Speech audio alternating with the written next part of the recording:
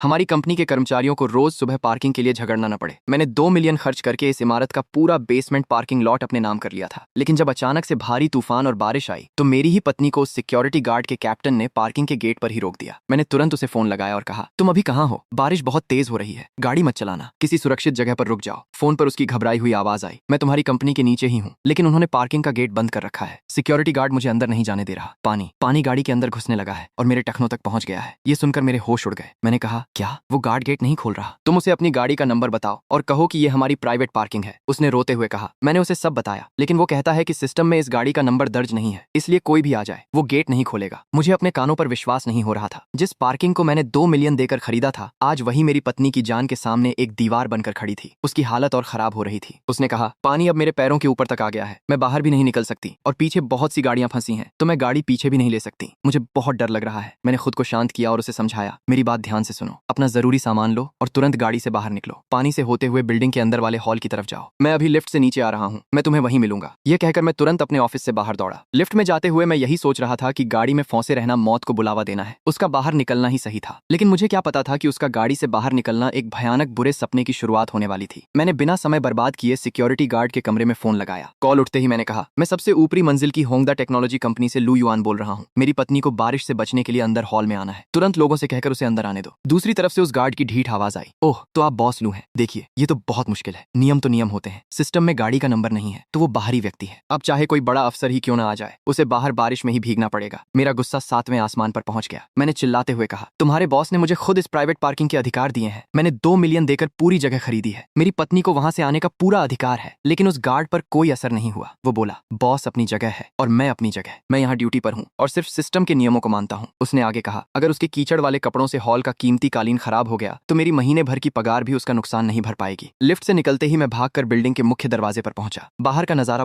बहुत डरावना था। मूसलाधार बारिश हो रही थी और पानी का बहाव बेहद तेज था। मैं उसे ढूंढने की कोशिश कर रहा था। तभी मेरे फोन पर बिल्डिंग के ग्रुप चैट के मैसेज आने लगे। मैंने फोन देखा तो मेरे होश उड़ गए। उस गार्ड ने मेरी पत्नी की पानी में खड़ी हुई तस्वीरें ग्रुप में भेज दी थी और लिखा था, सब ध्यान दें, यह औरत अपनी खटारा गाड़ी लेकर हमारी वीआईपी पार्किंग में जबरदस्ती घुसने की कोशिश कर रही थी। मैंने इसे वहीं पानी में रोक दिया। तस्वीर में मैंने देखा कि वो अपने हाथों में एक बर्तन को कसकर पकड़े हुए थी। वो बर्तन उस सूप का था जो उसने मेरे लिए बनाया था। कल रात ही मैंने उससे कहा था कि मुझे सूप पीना है और वो इस भयंकर बारिश में सिर्फ मेरे लिए वो सूप लेकर आई थी। अब वो पानी में फंसी थी और लोग ग्रुप में उसकी तस्वीर देखकर उसका मजाक उड़ा रहे थे। ग्रुप में लोग तरह तरह की बातें कर रहे थे। एक ने लिखा, बहुत बढ़िया किया, ये एक शानदार बिल्डिंग है, यहाँ ऐरे गहरे लोगों का आना मना है। दूसरे ने कहा, ऐसी औरतों को मैंने बहुत देखा है जो हमारी मुफ्त पार्किंग का फायदा उठाना चाहती हैं, इसे बाहर ही डूबने दो। किसी और ने लिखा, बिल्कुल सही, अगर ये अंदर आई तो पूरा कालीन गंदा कर देगी और कीचड़ की बदबू महीनों तक नहीं जाएगी। ये सब पढ़कर मेरी आंखों में आंसू आ गए। मुझे लगा था कि जब मैं उन्हें बताऊंगा कि वो मेरी पत्नी है तो शायद वो लोग चुप हो जाएंगे और उसे अंदर आने देंगे, लेकिन मैं गलत था। कुछ लोगों की जुबान उस कंक्रीट की दीवार से भी ज्यादा कठोर होती है जिसे तोड़ना नामुमकिन है। उस बदतमीज गार्ड ने ग्रुप में मुझे टैग करते हुए लिखा, बॉस लू, भले ही यह आपकी पत्नी हो, लेकिन नियम तो सबके लिए बराबर है। वो पूरी तरह कीचड़ में सनी है। यह जगह कोई शरणार्थी शिविर नहीं है। उसे कहिए कि सामने वाले बस स्टैंड के नीचे जाकर छिप जाए। यहाँ जबरदस्ती अंदर घुसने की क्या जरूरत है? अब मुझसे और बर्दाश्त नहीं हुआ। मैं फोन बंद करके सीधा उस तूफानी बारिश में बाहर निकल पड़ा। बाहर का मंजर खौफनाक था। मेरी नजर सामने पड़ी जहां वो उस तेज और गहरे गंदे पानी के बीचों बीच खड़ी थी। उसका पूरा शरीर भीग चुका था, लेकिन उसने अब भी उस सूप के बर्तन को अपने सीने से लगा रखा था। मैंने पूरी ताकत से आवाज लगाई, सितोंग।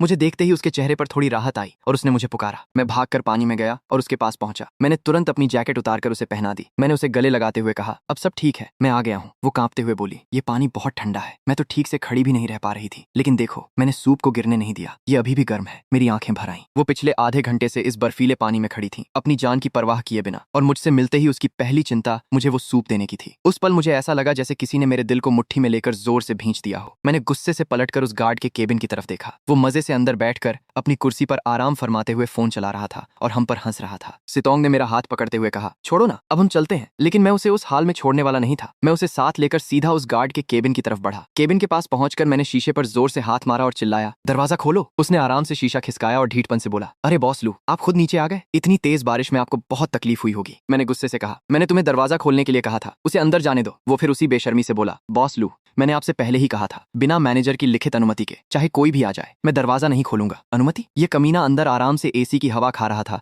और मेरी पत्नी बाहर ठंडे पानी में कांप रही थी और इसे लिखित अनुमति चाहिए थी। मैंने मन ही मन ठान लिया, ठीक है, मैं इस बात को हमेशा याद रखूंगा। मैंने सितोंग से कहा, चलो हम सीधे मुख्य हॉल से अंदर चलेंगे, आज मैं भी देखता हूँ कि तुम्हें अंदर जाने से कौन रोकता है। वो झिझकते हुए बोली, लेकिन वो लोग कह रहे थे कि कालीन गंदा हो जाएगा। मैंने कहा, क्या एक इंसान की जान से ज्यादा उस कालीन की कीमत है? तुम बस मेरे साथ चलो। हम जैसे ही आगे बढ़े मैंने सुना कि वो गार्ड अपने वॉकी टॉकी पर चिल्ला रहा था, हॉल में सब ध्यान दें, वो कीचड़ वाली औरत उसी तरफ आ रही है, उसे किसी भी कीमत पर अंदर मत घुसने देना, उसका पैर उस महंगे कालीन पर बिल्कुल नहीं पड़ना चाहिए। अंदर से जवाब आया, समझ गए। मैंने बिना कुछ सोचे सितोंग को अपनी बाहों में उठा लिया। वो बहुत कमजोर हो चुकी थी। बोली, मेरे पैरों में कुछ महसूस नहीं हो रहा है। मैंने उसे तसल्ली देते हुए कहा, बस हम पहुंचने ही वाले हैं, अंदर जाकर तुम्हें गर्मी मिलेगी, सब ठीक हो जाएगा। हम जैसे तैसे हॉल के अंदर पहुंचे। मैंने उसे एक सुरक्षित जगह खड़ा किया और कहा, तुम यहीं रुको, मैं तुम्हारे लिए एक तौलिया लेकर आता हूं। उसने धीरे से हामी भरी, लेकिन तभी लाल बालों वाली एक महिला मैनेजर वहां आ धमकी। उसने उंगली दिखाते हुए जोर से चिल्लाकर कहा, वहीं रुक जाओ, तुम्हें अंदर आने की हिम्मत किसने दी? क्या तुम दोनों अंधे हो जो तुम्हें दिखाई नहीं देता? गाइज, रिसेंटली मुझे एक नया क्रिकेट प्लेटफॉर्म देखने को मिला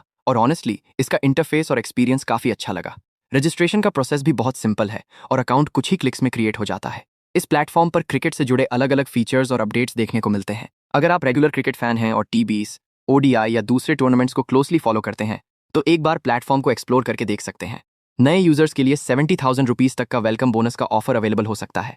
रजिस्ट्रेशन के वक्त प्रोमो कोड NINLI100 यूज करके करंट ऑफर और एलिजिबिलिटी डिटेल्स चेक कर सकते हैं। लिंक और प्रोमो कोड कमेंट सेक्शन में दिया हुआ है। ज्वाइन करने से पहले प्लेटफॉर्म के टर्म्स एंड कंडीशंस और एलिजिबिलिटी डिटेल्स जरूर पढ़ लें। ये इटली से मंगाया गया हाथ से बुना हुआ बेहद कीमती शुद्ध कालीन है। तुमने इसे अपने गंदे जूतों से खराब कर दिया है, क्या तुम इसकी कीमत भी चुका सकती हो? उस लाल बालों वाली औरत की चीखती और अपमानजनक आवाज पूरी लॉबी में गूंज रही थी। तभी वहां एक अधेड़ उम्र का सूट पहना हुआ आदमी भी आ गया। बजाय हालात को समझने के वह उल्टे सुरक्षा कर्मियों पर चिल्लाने लगा कि क्या वे सब मर गए हैं। वह चीख रहा था कि इस भिखारिन को तुरंत धक्के मारकर बाहर निकालो, इसकी वजह से पूरी लॉबी में दरिद्रता की बदबू आ रही है। मेरी पत्नी पूरी तरह से सहम गई थी। उसने नम आंखों से मेरी तरफ देखा और कांपते हुए स्वर में कहा कि हमें यहाँ से चलना चाहिए, लेकिन मैं वहां से 1 इंच भी हिलने वाला नहीं था। मैंने अपनी पत्नी को रोका और ठान लिया कि आज मैं भी अपनी आंखों से देखूंगा कि मेरी पत्नी को हाथ लगाने की जुर्रत इस शहर में कौन करता है। उस लाल बालों वाली औरत का अहंकार 7वें आसमान पर था। उसने हमें घृणा भरी नजरों से देखा और मुंह बनाते हुए कहने लगी कि हम गरीबों की सड़ी हुई गंध उसके ऊपर भी आ रही है। उसने ताना मारा कि हमें अपनी औकात में रहना चाहिए और देखना चाहिए कि हम किस आलीशान जगह पर खड़े हैं। तभी उस औरत ने अपनी सारी हदें पार कर दी। उसने अचानक आगे बढ़कर मेरी पत्नी को जोर से धक्का दे दिया। मेरी पत्नी का संतुलन बिगड़ गया। मेरे लिए लाया गया स्टील का वो सूप का बर्तन हवा में उछलकर दूर जा गिरा और मेरी पत्नी जमीन पर गिर पड़ी। उसकी नाजुक कलाई फर्श से रगड़ खाकर छिल गई थी और वहां से खून की बूंदें रिसने लगी थीं। वह दर्द से कराह उठी, लेकिन उस औरत को जरा भी पछतावा नहीं था। वह अब भी अपनी बेशर्मी पर अड़ी थी और निर्दयता से मुस्कुराते हुए कह रही थी कि जो लोग बात नहीं मानते उन्हें ऐसे ही जलील होना पड़ता है। वह अधेड़ आदमी भी अपनी हैसियत के गुरूर में हमें खाना पहुंचाने वाले मजदूर समझकर हमारी बेइज्जती करने लगा। मैं तुरंत भागकर अपनी पत्नी के पास घुटनों के बल बैठ गया। वह रोते हुए दर्द से कह रही थी कि उसने जानबूझकर उनका कालीन गंदा नहीं किया था, बल्कि उस औरत ने उसे धक्का दिया है। लेकिन वह लाल बालों वाली औरत चिल्ला चिल्लाकर झूठा नाटक करने लगी कि मेरी पत्नी का पैर खुद ही फिसला था और अब वह अपनी गलती छिपाने के लिए उस पर झूठा इल्जाम लगा रही है। मेरा खून खौलने लगा था। मैंने अपनी आंखों में भरे ठंडे क्रोध के साथ उस औरत को घूरा और पूछा, धक्का किसने दिया? लेकिन वो अपनी अकड़ में अंधी हो चुकी थी। उसने फिर से गार्ड्स को बुलाया ताकि हम पागलों को बाहर फेंकवा सके। उस अधेड़ आदमी ने भी मेरे करीब आकर मुझे धमकाते हुए कहा कि क्या मैं बाहर से आई एक जंगली औरत के लिए इस पूरी इमारत के लोगों से दुश्मनी मोल लेना चाहता हूँ? जंगली औरत? उसने मेरी पत्नी को जंगली औरत कहा। ठीक उसी पल मेरे अंदर कुछ टूट गया। वो मेरा धैर्य नहीं था, वो मेरे संस्कार नहीं थे, बल्कि एक सभ्य और शांत इंसान होने का जो मुखौटा मैंने अब तक इस दुनिया के लिए पहन रखा था वो हमेशा के लिए टूट चुका था। तभी पुलिस वहां पहुंच गई। उन्होंने आते ही पूछा कि यहाँ हंगामा कौन कर रहा है। उस औरत ने बिना 1 सेकंड की देरी किए तुरंत हमारी तरफ उंगली उठाई और कहा कि हमने जबरदस्ती इस इमारत में घुसकर उनका कीमती कालीन गंदा कर दिया है और अब हमें इसका भारी हर्जाना भरना ही होगा। पुलिस अधिकारी ने मेरी पत्नी की तरफ देखकर पूछा कि क्या यह वही महिला है? उस औरत ने फिर से झूठ बोला कि मेरी पत्नी बिना किसी पास के अंदर घुस आई थी। अब चुप रहने की बारी मेरी नहीं थी। मैंने आगे बढ़कर शांत लेकिन एक बेहद खौफनाक और दृढ़ स्वर में पुलिस को बताया, मेरा नाम लू युआन है और मैं इसी इमारत की सबसे ऊपरी मंजिल पर स्थित होंगदा टेक्नोलॉजी का मालिक हूँ। यह सुनकर उनके चेहरों का रंग उड़ गया। मैंने आगे कहा, यह मेरी पत्नी है। बाहर भारी बारिश हो रही थी, इसलिए यह केवल आसरा लेने अंदर आई थी, लेकिन इस औरत ने बिना किसी कारण के इसे धक्का देकर गिरा दिया जिससे इसे चोट आई है। उस औरत ने हड़बड़ाते हुए फिर से झूठ बोलने की कोशिश की, लेकिन पुलिस अधिकारी ने सख्ती से कह दिया कि निगरानी कैमरे की रिकॉर्डिंग देखने पर सब सच सामने आ जाएगा और पुलिस को झूठी रिपोर्ट देने पर सीधे जेल की सजा होती है। है। ये सुनकर वह अधेड़ आदमी अंदर तक कांप गया और अपनी जान बचाने के लिए इसे एक गलतफहमी बताने लगा। वह सुरक्षा नियमों का झूठा बहाना बनाने लगा। सीधे आंखों में आंखें डालकर पूछा कि क्या उनके सुरक्षा नियम किसी इंसान की जान से बढ़कर हैं? अगर आज हो जाता तो क्या वे इसकी जिम्मेदारी लेते? पुलिस ने उस औरत का नाम और कंपनी पूछी। उसने डरते हुए बताया कि उसका नाम वांग में हुआ है और वह डिंगशेंग फाइनेंस से है। मैंने अपनी पत्नी का हाथ पकड़ा और उसे धीरे से उठाया। वह अब भी डरी हुई थी और मुझसे कह रही थी कि हमें कोई परेशानी नहीं चाहिए, लेकिन मैंने उसके हाथ को थामते हुए कहा कि यह परेशानी की बात नहीं बल्कि इंसाफ की बात है। पुलिस ने कहा कि वे कैमरे की रिकॉर्डिंग देखकर कानूनी कार्रवाई करेंगे और हमें अस्पताल जाकर चोट की रिपोर्ट दर्ज करानी चाहिए। पुलिस और वे दोनों लोग वहां से चले गए। लॉबी में फिर से शांति छा गई, जैसे कुछ हुआ ही न हो। लेकिन मुझे अच्छी तरह पता था कि कुछ बातें यूं ही नहीं भुलाई जा सकती। उन्होंने मेरी पत्नी के साथ जो भी किया है, मैं उसका 10 गुना ज्यादा दर्द उन्हें वापस करूंगा। लिफ्ट में मैंने सबसे ऊपरी मंजिल का बटन दबाया, लेकिन मेरे मन के अंदर तबाही का एक अलग ही स्विच ऑन हो चुका था। ऑफिस पहुंचकर मैंने उसे अपनी सूखी कमीज दी और सोफे पर आराम करने को कहा। उसे इस बात का ज्यादा दुख था कि मेरे लिए लाया गया सूप गिर गया, लेकिन मेरे लिए दुनिया में उसकी सलामती से बढ़कर कुछ नहीं था। मैंने तुरंत अपना फोन उठाया और अपने आदमी लाओ झोऊ को फोन मिलाया। मैंने उससे पूछा कि हमारे पास मिट्टी ढोने वाले कितने भारी डंपर ट्रक खाली हैं। उसने बताया कि पूरे 20 ट्रक खाली हैं। मेरा लहजा बर्फ की तरह ठंडा था। मैंने आदेश दिया, सभी 20 ट्रकों में जल्दी सूखने वाला गाढ़ा गीला सीमेंट भरो और तुरंत होंगियो इमारत के पास ले आओ। उसे लगा कि मैं कोई नई इमारत बनाने जा रहा हूं, लेकिन मैंने कहा कि मुझे बेसमेंट की भूमिगत पार्किंग के चारों रास्तों को पूरी तरह से सील करना है। जो भी नुकसान या परेशानी होगी उसकी पूरी जिम्मेदारी मेरी होगी। मैं खुद वहां मौजूद रहूंगा। पत्नी ने मुझे जाते देखा तो उसने घबराकर कहा कि मैं कोई मूर्खता भरा काम न करूं, लेकिन मैंने उससे कहा कि मैं कोई मूर्खता नहीं कर रहा, बल्कि वही कर रहा हूं जो किया जाना चाहिए। आज मैं उन्हें दिखाऊंगा कि असली नियम, असली ताकत और असली हैसियत क्या होती है। कुछ ही देर बाद नीचे लॉबी में अचानक किसी भयानक भूकंप जैसा कंपन महसूस होने लगा। शीशे के बाहर का नजारा देखकर उन घमंडी लोगों के पैरों तले जमीन खिसक गई। एक या दो नहीं, पूरे 20 विशालकाय भारी डंपर ट्रक हॉर्न बजाते हुए उस इमारत को चारों तरफ से घेर चुके थे। लाओ झोऊ ने भागते हुए आकर मुझे रिपोर्ट दी कि सभी 20 ट्रक जल्दी सूखने वाले सीमेंट से लबालब भरे हुए हैं और मेरे आदेश का इंतजार कर रहे हैं। मैंने पार्किंग के रास्तों की ओर उंगली उठाई और बिना पलक झपकाए अपना अंतिम आदेश दिया, सबको पूरी तरह से सील कर दो। ट्रक पीछे होने लगे। वह लाल बालों वाली औरत और वह आदमी दहशत में शीशे के पास आ गए। उन्हें समझ आ गया कि मैं सच में पागल हो चुका हूं। वह आदमी पागलों की तरह चीखने लगा कि उसकी करोड़ों की मेबैक कार अभी भी नीचे बेसमेंट में खड़ी है और वह पुलिस को बुलाने की धमकी देने लगा। लेकिन मुझे उनकी चीख पुकार से कोई परवाह नहीं थी। मैं बस वहीं बारिश में खड़ा होकर उन ट्रकों से पार्किंग के रास्तों में गिरते हुए उस गाढ़े सीमेंट के सैलाब को देख रहा था। हर गिरते हुए सीमेंट के साथ मेरे दिमाग में बस वही दृश्य घूम रहा था। कैसे मेरी पत्नी उस भयंकर बारिश में कांप रही थी, कैसे धक्का लगने पर उसका सूप गिरा था और कैसे उसकी नाजुक कलाई पर चोट के वो लाल निशान पड़ गए थे। आज उनके गुरूर की कब्र इसी सीमेंट के नीचे दफन होगी। औरत जमीन पर बैठी चिल्ला रही थी, मैं उस पर मुकदमा करूंगी, उसे जेल भिजवाऊंगी। उसका गुस्सा 7वें आसमान पर था। मैंने बिना किसी परवाह के अपना फोन निकाला और मैनेजर को कॉल किया। मैनेजर, बेसमेंट पार्किंग को सील कर दो। अब से बाहर की कोई भी गाड़ी अंदर आकर हमारी जमीन को गंदा नहीं करेगी। यह कहकर मैंने फोन काट दिया और अपना फैसला सुना दिया। बाहर मूसलाधार बारिश हो रही थी। एक बुजुर्ग गार्ड ने मेरे ऊपर छाता तान रखा था। बॉस, सब कुछ हो गया है, उसने कहा। मैंने बेसमेंट की तरफ देखते हुए जवाब दिया, अब बस उनके मुझे कोर्ट में घसीटने का इंतजार है। 20 लाख रुपए का सीमेंट मैंने सिर्फ उस बेसमेंट को सील करने के लिए नहीं लगाया था, बल्कि यह उन सब लोगों के लिए एक सजा थी जिन्होंने मेरी पत्नी का दिल दुखाया था। अब उन्हें इस बात की भारी कीमत चुकानी होगी। जब मैं वापस लॉबी में पहुंचा तो वहां लोगों की भीड़ जमा थी। सामने खड़ी दीवार को देखकर वो औरत मुझ पर भड़क उठी, क्या तुम पागल हो गए हो? तुम्हें पता भी है मेरी पोर्श अभी भी नीचे खड़ी है? तभी एक बुजुर्ग आदमी ने गुस्से में मेरा कॉलर पकड़ लिया। मेरी 18 लाख की मेबैक नीचे है, क्या तुम उसकी भरपाई कर पाओगे? मैंने बड़ी शांति से उसका हाथ हटाया और कहा, अपनी गाड़ियों का इंतजाम खुद करो। यह मेरी पार्किंग है, मेरी मर्जी, मैं जब चाहूं इसे सील कर सकता हूं। मैं लिफ्ट की तरफ मुड़ गया। तभी मैनेजर भागता हुआ आया। बॉस, कृपया उन्हें रोकिए, इससे पूरी इमारत की नींव को नुकसान पहुंच रहा है। मैंने मुस्कुराते हुए उसे जवाब दिया, नींव को नुकसान? मैंने 20 लाख रुपए देकर यह निजी जमीन खरीदी है, मैं इसके साथ जो चाहूं कर सकता हूं। मैनेजर परेशान होकर बोला, लेकिन ये पूरी इमारत की पार्किंग है, सभी दुकानदारों की गाड़ियां अंदर फंस गई हैं। मैंने बिना किसी भाव के कहा, इससे मेरा क्या लेना देना? तभी एक सूट पहना हुआ आदमी मेरे पास आया। श्रीमान, मैं प्रॉपर्टी मैनेजमेंट कंपनी का कानूनी प्रतिनिधि हूँ, मेरा नाम चेन है। उसने अपना कार्ड मेरी तरफ बढ़ाया। आपका यह कदम इमारत के सार्वजनिक हितों के खिलाफ है। अगर आपने तुरंत यह काम नहीं रोका तो हम आप पर मुकदमा करेंगे और पूरी इमारत को हुए नुकसान का हर्जाना आपसे वसूलेंगे। ये सुनकर वो औरत और बाकी लोग चिल्लाने लगे, हाँ, इस पर मुकदमा करो, इसे इतना कंगाल कर दो कि ये जेल चला जाए। हर्जाना? कानूनी कार्रवाई? मैंने जमीन पर गिरे हुए एक केक और पहचान पत्र को अपने जूते से कुचल दिया। जाओ, जाकर मुकदमा करो, मैंने कठोर आवाज में कहा। लेकिन अपनी शिकायत में यह लिखना मत भूलना कि आज तुम लोगों ने मेरी पत्नी को धक्का दिया था। एक एक बात साफ साफ लिखना। फिर देखते हैं कि जज तुम लोगों को जानबूझकर चोट पहुंचाने की सजा देता है या मुझे अपनी निजी संपत्ति का इस्तेमाल करने की। लिफ्ट में कदम रखते ही बाहर खड़े पुलिस वाले मुझे घूरने लगे, लेकिन मुझे किसी का डर नहीं था। लिफ्ट के दरवाजे बंद हो गए और मैं ख्यालों में खो गया। वो लोग सोच रहे हैं कि मैं डर जाऊंगा, लेकिन वो भूल गए हैं कि बारिश के पानी में कांपती हुई वो मेरी पत्नी थी। जिसे जमीन पर धक्का दिया गया वो मेरी पत्नी थी। जिसे उस दिन भिखारन कहकर अपमानित किया गया वो मेरी पत्नी थी। यह अपमान मैं कभी बर्दाश्त नहीं करूंगा। इस पाई पाई का हिसाब मैं लेकर रहूंगा, ये मेरा खुद से वादा है। मैं पूरी तरह भीगा हुआ अपने ऑफिस पहुंचा। मुझे इस हालत में देखकर मेरी पत्नी घबरा गई। तुम इतने भीग कैसे गए? जल्दी से कपड़े बदल लो, उसने मेरी ठंडी पड़ चुकी हथेलियों को अपने हाथों में लेते हुए कहा। कोई बात नहीं, मैंने सब संभाल लिया है। मैंने उसे तसल्ली दी। उसकी आंखों में चिंता थी। मैंने खिड़की से सब देखा। क्या तुमने सच में वो बेसमेंट सील कर दिया? क्या ये 20 लाख रुपए का नुकसान उठाना सही था? मैंने उसके चेहरे को देखते हुए कहा, तुम पूछती हो कि यह सही था या नहीं? वो 20 लाख रुपए उस बारिश की भरपाई नहीं कर सकते जिसमें तुम भीगी थी। वो तुम्हारे हाथ की कलाई पर लगे इस घाव को नहीं मिटा सकते, लेकिन कम से कम अब उन लोगों को हमेशा याद रहेगा कि तुम कोई भिखारन नहीं बल्कि लू युआन की पत्नी हो। अगली सुबह जब मेरी आंख खुली तो वो मेरे पास शांति से सो रही थी। मैंने उसे जगाना सही नहीं समझा और चुपचाप बालकनी में आकर मैनेजर वांग को कॉल किया। मैनेजर वांग,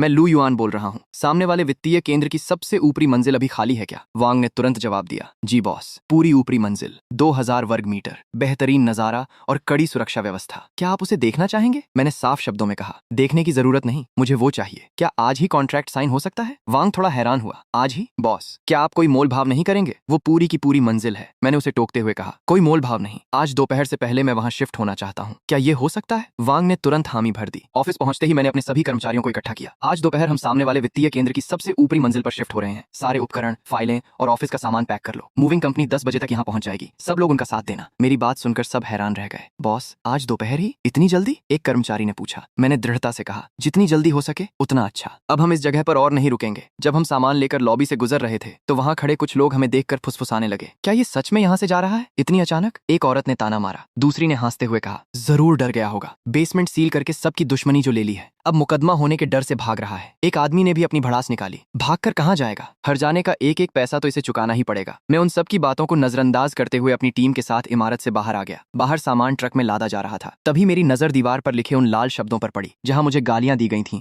और पैसे लौटाने की मांग की गई थी। वो सोच रहे थे कि मैं हार मानकर भाग रहा हूँ। मैंने एक हल्की सी मुस्कान के साथ सोचा, सोचने दो इन्हें जो सोचना है। तभी कैप्टन झांग मेरे पास आए। उनकी आंखों में आंसू थे। लू युआन, बेसमेंट सील हो गया है। मेरा गार्ड रूम भी अब नहीं रहा। मुझे नहीं पता अब मुझे कहाँ नौकरी मिलेगी। उनकी बात सुनकर मुझे थोड़ा दुख हुआ, लेकिन मेरा फैसला अटल था। अपना ख्याल रखना कैप्टन। बस इतना कहकर मैं अपनी कार में बैठ गया और वहां से निकल गया। मेरे नए और शानदार ऑफिस में मेरी पत्नी एक बर्तन लेकर आई। नए ऑफिस का पहला खाना। उसने मुस्कुराते हुए कहा, मैंने तुम्हारे लिए ताजा सूप बनाया है। उसकी यह परवाह देखकर मेरी आंखें भर आईं। शुक्रिया, मैंने भारी आवाज में कहा। उसने मुझे गले से लगा लिया और प्यार से बोली, शुक्रिया तो मुझे कहना चाहिए। मेरी इतनी रक्षा करने के लिए तुम्हारा बहुत बहुत धन्यवाद। मैंने उसे करीब लेते हुए कहा, तुम मेरी पत्नी हो, हम दोनों एक ही हैं। इस नए ऑफिस के साथ हमारी एक नई शुरुआत हो रही थी। मुझे लगा था कि यहाँ से चले जाने के बाद सब खत्म हो जाएगा, लेकिन मुझे पता था कि कुछ लोग तब तक चैन से नहीं बैठेंगे जब तक वो खुद को पूरी तरह बर्बाद न कर लें। मैं अपने काम में व्यस्त था। तभी मेरी पत्नी कॉफी लेकर आई। थोड़ी देर आराम कर लो, पिछले कुछ दिनों से तुम बहुत काम कर रहे हो, उसने फिक्र जताते हुए कहा। मैंने मुस्कुराकर जवाब दिया, कोई बात नहीं, ये नया ऑफिस उस पुरानी जगह से बहुत बेहतर और आरामदायक है। तभी मेरे फोन पर मैसेज आने लगे। मैंने देखा तो वो उन व्यापारियों का ग्रुप चैट था। वहां हाहाकार मचा हुआ था। लोग लिख रहे थे कि पुरानी इमारत पूरी तरह से बर्बाद हो गई है। पार्किंग सील होने की वजह से गाड़ियां सड़क पर खड़ी हैं और रोज चालान कट रहे हैं। 1/3 किराएदार पहले ही जगह छोड़कर जा चुके हैं और अब वो इमारत किसी भूतिया हवेली जैसी लग रही है। प्रॉपर्टी मैनेजमेंट वाले भाग गए हैं। गार्ड्स भी नौकरी छोड़ चुके हैं। और तो और उस घमंडी अध्यक्ष की कंपनी भी दिवालिया होने की कगार पर है। बेसमेंट के बंद होने से उसकी महंगी गाड़ियां और लाखों का काम सब मलबे में दब गया है। क्या देख रहे हो? मेरी पत्नी ने पूछा। मैंने फोन बंद करते हुए कहा, कुछ नहीं, बस सामने वाले आपस में लड़ रहे हैं। उसने थोड़ी चिंता से पूछा, क्या वो लोग ठीक हैं? क्या तुम अब भी उनके बारे में सोच रहे हो? मैंने आराम से कॉफी का घूंट लिया और बोला, मुझे अब उनकी कोई परवाह नहीं है। उस दिन जो हुआ उसे लेकर अब मेरे मन में कोई गुस्सा नहीं। मेरी पत्नी ने मुझसे पूछा, लोग ऐसे क्यों होते हैं? मैंने उसका हाथ थामते हुए कहा, क्योंकि कुछ लोगों को कभी अपनी गलती दिखाई ही नहीं देती। वे हमेशा दूसरों को, अपनी किस्मत को या समाज को दोष देते हैं, लेकिन वे यह भूल जाते हैं कि जैसा बीज बोओगे वैसा ही फल मिलेगा। मेरी बात सुनकर उसने मुस्कुराते हुए पूछा, तुम सही कह रहे हो, रात के खाने में क्या खाओगे? मैं तुम्हारे लिए बना दूंगी। उसकी यह मासूमियत देखकर मेरे मन में बस एक ही ख्याल आया, मैं उसकी इस भलाई के कारण उन लोगों को माफ नहीं कर सकता और ऐसा दिखावा तो बिल्कुल नहीं कर सकता कि कुछ हुआ ही नहीं। रात का समय था। मैं अपने ऑफिस में शहर की रोशनियों को देख रहा था। तभी मेरे फोन की घंटी बजी। वह पुराने मैनेजर झाओ का कॉल था। फोन उठाते ही वह गिड़गिड़ाने लगा, बॉस लू, मैं पुराना झाओ बोल रहा हूँ। मेरी एक विनती सुन लीजिए। किसी को बुलाकर उस सीमेंट को हटवा दीजिए। हमारी इमारत अब ये सब नहीं झेल पा रही है। हम सब दिवालिया होने वाले हैं। हमें अपनी गलती का एहसास हो गया है। हम बहुत स्वार्थी थे। मैं सभी दुकानदारों की तरफ से आपकी पत्नी से माफी मांगता हूँ। आप बड़े दिल वाले हैं, कृपया हमें बख्श दीजिए। उन्होंने आखिरकार माफी मांग ही ली, लेकिन यह माफी उनके दिल से नहीं बल्कि दिवालिया होने के डर से निकली थी। क्या इसे माफी कहते हैं? ये माफी बहुत देर से आई थी। मैंने उसे जवाब देते हुए कहा, जब मैंने तुम्हारे गार्ड से उसे अंदर आने देने को कहा था तब उन्होंने कहा था कि कालीन गंदा हो जाएगा। जब मेरी पत्नी को धक्का दिया गया तब तुम लोगों ने इसे मनहूसियत कहा था। मैंने 20 लाख रुपए देकर वह बेसमेंट खरीदा और तुम लोगों ने इसे सार्वजनिक हित का नाम दे दिया। क्या तब तुमने मेरे लिए कोई रास्ता छोड़ा था? झाओ रोते हुए बोला, लूलू, हमें सच में अपने कर्मों की सजा मिल रही है। धक्का देने वाली उस महिला की गाड़ी टूट गई, उसकी कंपनी बर्बाद हो गई। हमारा सिक्योरिटी कैप्टन अब सड़क पर कचरा बीन रहा है। मैं आपसे भीख मांगता हूँ। मैंने कठोरता से कहा, यह सजा तुम लोगों ने खुद चुनी है। वो सीमेंट मेरे पैसों का है और तुम्हारा कचरा साफ करने की मेरी कोई जिम्मेदारी नहीं है। मैनेजर झाओ, मैं आखिरी बार कह रहा हूँ, उस दिन जो हुआ उसके लिए मैं तुम्हें कभी माफ नहीं करूंगा। हालांकि अब मेरे मन में कोई नफरत नहीं है, लेकिन अपनी फैलाई हुई इस गंदगी को अब तुम लोग खुद ही साफ करो। तभी मेरी पत्नी केबिन में आ गई। उसने पूछा, किसका फोन था? मैंने बात टालते हुए कहा, गलत नंबर था। वो मुझे घूरते हुए बोली, झूठ मत बोलो, मैंने तुम्हें बात करते हुए सुना है। मैंने मुस्कुराकर कहा, कोई बड़ी बात नहीं है, सामने वाले चाहते हैं कि मैं वह सीमेंट हटवा दूं। उसने पूछा, तो क्या तुम ऐसा करोगे? मैंने उससे ही पलटकर पूछा, क्या तुम चाहती हो कि मैं उसे हटवा दूं? उसने दृढ़ता से कहा, बिल्कुल नहीं, वह सिर्फ सीमेंट नहीं है, वह उन लोगों के लिए एक सबक है जिसे उन्हें हमेशा याद रखना चाहिए। मैं उसकी बात समझ गया। मैंने प्यार से उससे कहा, ठीक है, अब उन बातों को छोड़ो, क्या सूप गर्म हो गया है? चलो पीते हैं। अगले दिन मेरी पत्नी ऑफिस में फूल सजा रही थी, तभी सेक्रेटरी अंदर आई। बॉस लू, रिसेप्शन पर एक मिस्टर झाओ आपसे मिलने आए हैं। वो उसी पुरानी इमारत के व्यापारी संघ से हैं। कोई अपॉइंटमेंट नहीं है, लेकिन उनका कहना है कि आप उन्हें जानते हैं। मैंने कहा, ओह, तो झाओ आखिरकार खुद चलकर आ ही गया। लगता है उस इमारत की हालत मेरी सोच से भी ज्यादा खराब हो चुकी है, उसे अंदर भेज दो। मेरी पत्नी ने झिझकते हुए पूछा, क्या ये वही झाओ है? क्या मुझे बाहर जाना चाहिए? मैंने उसे रोकते हुए कहा, नहीं, तुम्हें कहीं जाने की जरूरत नहीं है। झाओ अंदर आया। उसकी हालत देखकर लग रहा था कि वह बहुत परेशान है। बॉस लू, आपका नया ऑफिस सच में बहुत शानदार है, उसने घबराहट के साथ कहा। मैंने उसे बैठने का इशारा किया। बैठिए। झाओ, चाय लेंगे या कॉफी? उसने घबराते हुए कहा, नहीं, इसकी कोई जरूरत नहीं, मैं बस कुछ बात करने आया हूँ। उसे अपने घुटने मलते हुए देखकर मुझे बहुत पुरानी बातें याद आ गईं, लेकिन अब उन बातों का कोई मोल नहीं था। झाओ ने मेरी पत्नी की तरफ मुड़कर कहा, मिसेस लू, उस दिन के लिए मुझे माफ कर दीजिए। मेरी पत्नी ने बड़ी शालीनता से उसकी बात को काटते हुए कहा, मिस्टर झाओ, चाय ठंडी हो गई है, अब इसका स्वाद अच्छा नहीं लगेगा। मैंने सीधे मुद्दे पर आते हुए कहा, झाओ, जो कहना है साफ साफ कहो। झाओ ने एक फाइल मेरी तरफ बढ़ाते हुए कहा, बॉस लू, वो इमारत अब खत्म होने वाली है।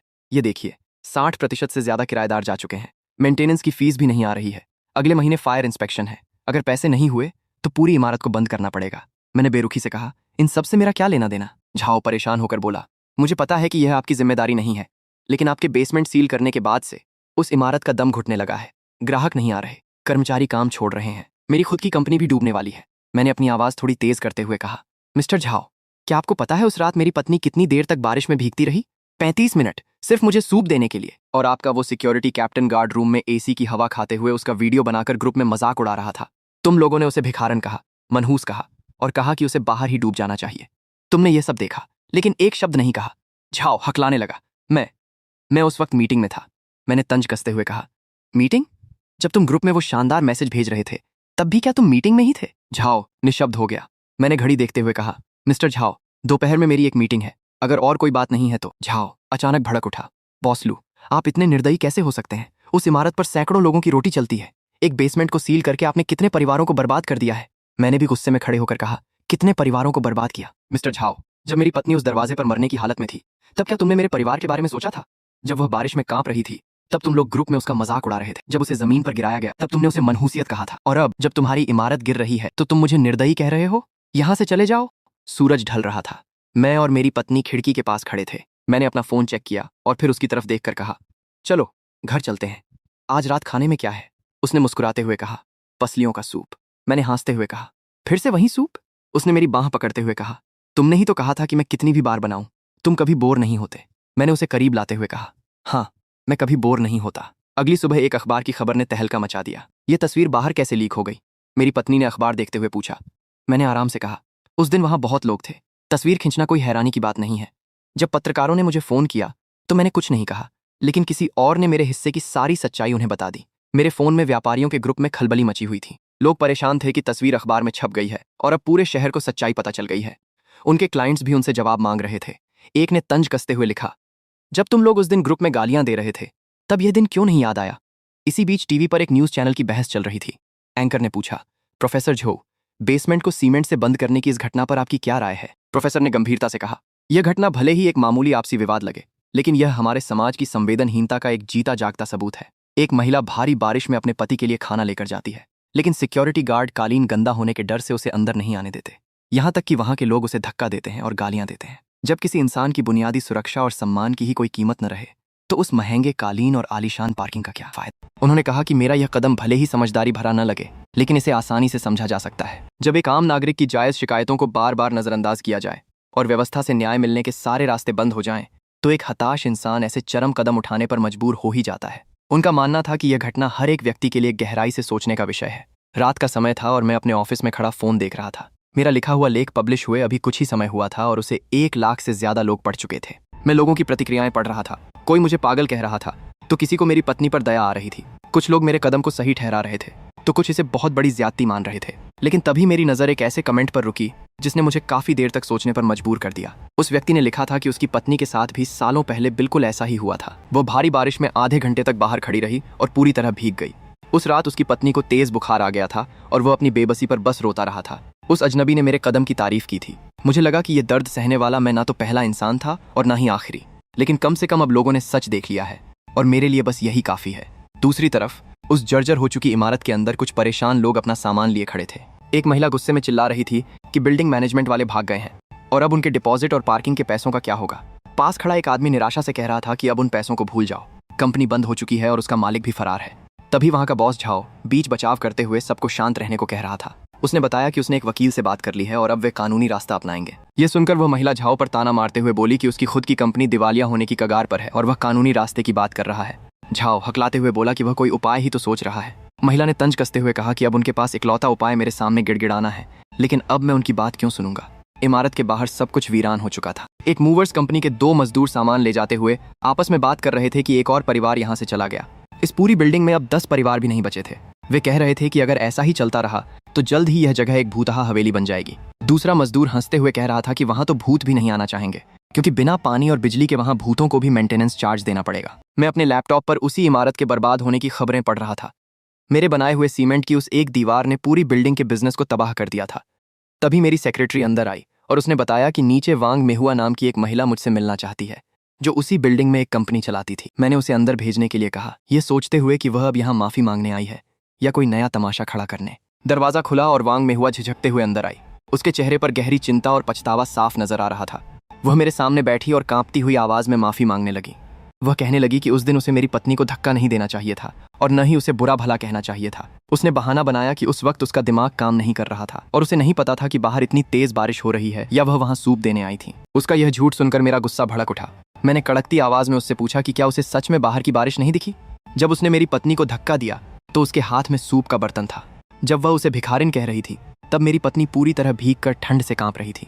क्या उसे यह सब नहीं दिखा? मेरी बातें सुनकर वांग रोने लगी और उसने कबूल किया कि उसने सब देखा था, लेकिन उसे लगा कि वो कोई बाहरी इंसान है और अगर उसके कारण कंपनी का कालीन गंदा हुआ तो उनकी छवि खराब होगी।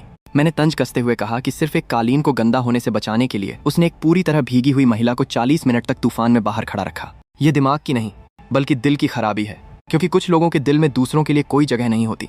वह फूट फूट कर रोने लगी और बताने लगी कि अब उसकी कंपनी भी बर्बाद हो चुकी है। उसकी महंगी गाड़ी पानी में डूबकर खराब हो गई, ग्राहक उसे छोड़कर चले गए और सारे कर्मचारी भी भाग गए। उसने एक लिफाफा निकालकर टेबल पर रखा और कहा कि यह हर्जाना है। उस दिन धक्का लगने से मेरी पत्नी की कलाई में जो चोट आई थी यह उसके लिए है। मैंने उस लिफाफे को ठुकरा दिया और उससे कहा कि मुझे पैसों की कोई कमी नहीं है और उस दिन जो हुआ उसकी कीमत पैसों से नहीं चुकाई जा सकती। वह गिड़गिड़ाने लगी कि वह बस अपने मन का बोझ हल्का करना चाहती है। मैंने साफ शब्दों में कह दिया कि धक्का देने के मामले को पुलिस पहले ही सुलझा चुकी है। घाव अब भर चुका है और वह सूप भी कब का ठंडा हो गया। जाते जाते मैंने उसे एक आखिरी नसीहत दी कि कुछ चीज़ों की कीमत उनके कीमती कालीन, महंगी गाड़ियों और उनके झूठे रुतबे से कहीं ज्यादा होती है। मैंने उसे चेतावनी दी कि भविष्य में वह कभी किसी को नीचा न दिखाए।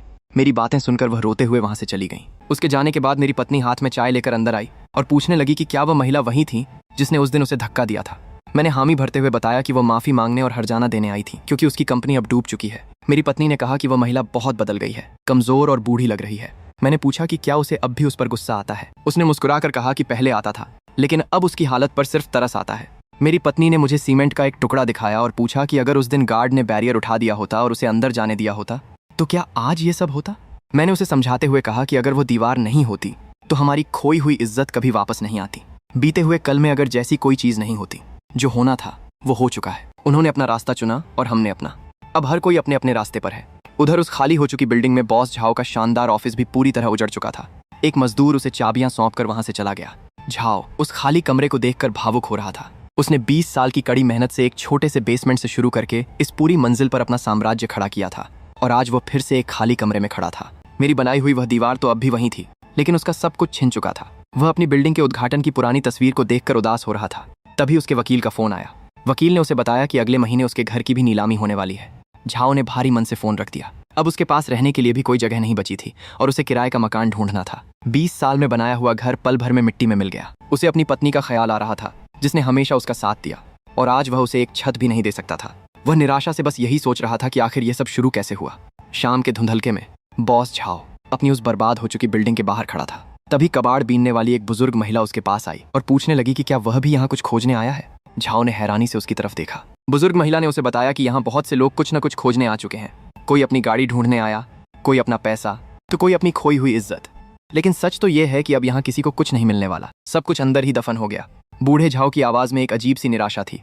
जब मैं अपनी कंपनी की इमारत से बाहर निकला तो वह सीढ़ियों पर बैठा था। उसने मुझे देखकर कहा कि वह मुझसे मिलने नहीं, बस यहाँ से गुजर रहा था। मैंने भी औपचारिकता निभाते हुए कहा, बहुत समय बाद मिले झाओ। उसकी आंखों में आंसू थे। उसने बताया कि उसकी कंपनी, उसका घर, सब कुछ खत्म हो गया है। मुझे पता था। उसने उस दिन लोगों के समूह में अपनी पत्नी द्वारा कही गई बातों के लिए माफी मांगी। वह बहुत शर्मिंदा था। मैंने उसे शांत करते हुए कहा कि जो बीत गया सो बीत गया, उसे यह सब याद करने की जरूरत नहीं है। लेकिन उसके मन का बोझ कम नहीं हो रहा था। उसने मुझसे पूछा कि क्या मैं उससे नफरत करता हूँ।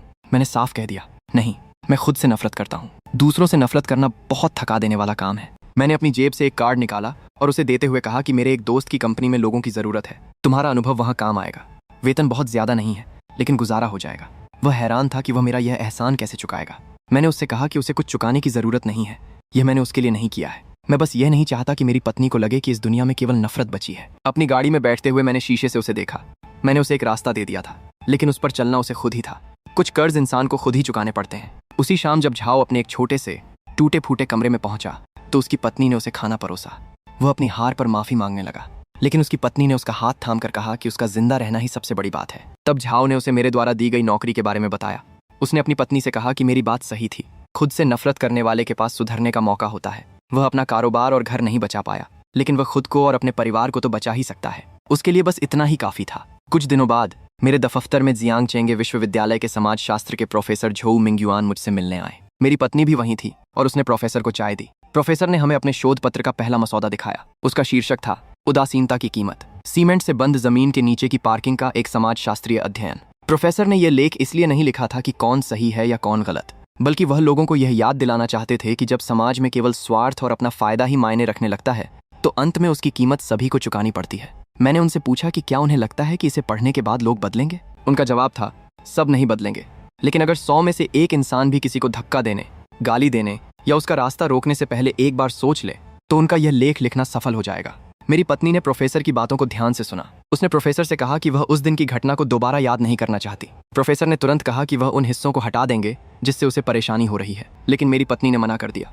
उसने बस एक ही अनुरोध किया कि लेख के अंत में एक पंक्ति जोड़ दी जाए। उसने कहा कि उस दिन वह केवल अपने पति को सूप देने जा रही थी। उसका इरादा किसी पार्किंग में जबरदस्ती घुसने, किसी की जगह लेने या किसी के महंगे कालीन को गंदा करने का बिल्कुल नहीं था। वह बस अपने पति तक खाना पहुंचाना चाहती थी। प्रोफेसर ने उसकी बात मान ली और वह पंक्ति जोड़ने का वादा किया। प्रोफेसर के जाने के बाद हम दोनों खिड़की के पास खड़े थे। मेरी पत्नी ने पूछा कि उस इमारत का अब क्या होगा। मैंने बताया कि शायद कोई बिल्डर उसे खरीद कर दोबारा बनाएगा, लेकिन उस सीमेंट की दीवार को तोड़ने में बहुत समय लगेगा। वह उदास हो गई। उसने कहा कि दीवार टूटने के बाद भी अंदर रखी गाड़ियां और लोगों का सामान तो खराब हो ही चुका है। मैंने उससे पूछा कि वह उन लोगों के लिए दुखी क्यों हो रही है। उसने कहा कि यह दुख नहीं, अफसोस है। अगर उस दिन सुरक्षाकर्मी ने बहस नहीं की होती, अगर किसी ने उसे धक्का नहीं दिया होता, अगर लोगों ने थोड़ी सी भी इंसानियत दिखाई होती तो यह सब नहीं होता। मैंने उसका हाथ अपने हाथों में लिया और समझाया कि अगर उस दिन सब कुछ सामान्य भी रहता तो भी वे लोग किसी और बात पर आपस में लड़ पड़ते, क्योंकि उनके दिलों में केवल वे खुद बसते हैं, कोई और नहीं। लेकिन उस घटना ने मुझे एक बात सिखा दी थी कि अपने दिल में किसी और को जगह देना दुनिया की हर चीज से ज्यादा जरूरी है। इस बात को 3 महीने बीत चुके थे। वह सीमेंट की दीवार आज भी वहीं खड़ी थी, लेकिन उस इमारत में रहने वाले लोग कई बार बदल चुके थे। कुछ चीजें जब एक बार टूट जाती हैं तो उन्हें दोबारा जोड़ा नहीं जा सकता। उस दिन का घमंडी सुरक्षाकर्मी अब वहां कूड़ा बीनने को मजबूर था। तभी वहां एक महिला आई, वही महिला जिसने कभी बहुत अहंकार दिखाया था। आज वह भी परेशान थी। उसकी महंगी कार पानी में डूबकर बर्बाद हो चुकी थी और वह सुरक्षाकर्मी से अपने पैसे वापस मांग रही थी। लेकिन अब कौन उसकी सुनता। सुरक्षाकर्मी ने भी उसे ताना मारते हुए कहा कि प्रबंधन वाले तो भाग गए, अब वह चाहे तो उस सीमेंट की दीवार पर जाकर मुकदमा कर दे। उनका अहंकार उन्हीं पर भारी पड़ चुका था। मैं अपने दफ्तर में बैठा काम कर रहा था। तभी मेरी पत्नी फिर से मेरे लिए सूप लेकर आई। सूप पीते हुए उसने मुझसे पूछा कि क्या मैं अभी भी उस दिन के बारे में सोचता हूँ, क्या मुझे उन लोगों का ख्याल आता है। मैंने मुस्कुराकर कहा, सोचता तो हूँ, लेकिन नफरत या पछतावे के साथ नहीं। मैंने ये समझ लिया है कि कुछ लोग इस लायक ही नहीं होते कि उन पर नफरत करने में समय बर्बाद किया जाए। नफरत करना बहुत थका देता है, लेकिन वह इस लायक है कि मैं अपनी पूरी ताकत लगाकर उसकी रक्षा करूं। 20 लाख का वह सीमेंट केवल एक पार्किंग को बंद करने के लिए नहीं था। मुझे यह समझने में 3 महीने लग गए। वह दीवार उन्हें सजा देने के लिए नहीं, बल्कि मुझे यह याद दिलाने के लिए थी कि मुझे क्या अपने पास रखना है और क्या छोड़ देना है। मैंने उसे सुरक्षित रखा, जो मेरे लिए सबसे अनमोल है। और मेरे लिए बस इतना ही काफी है।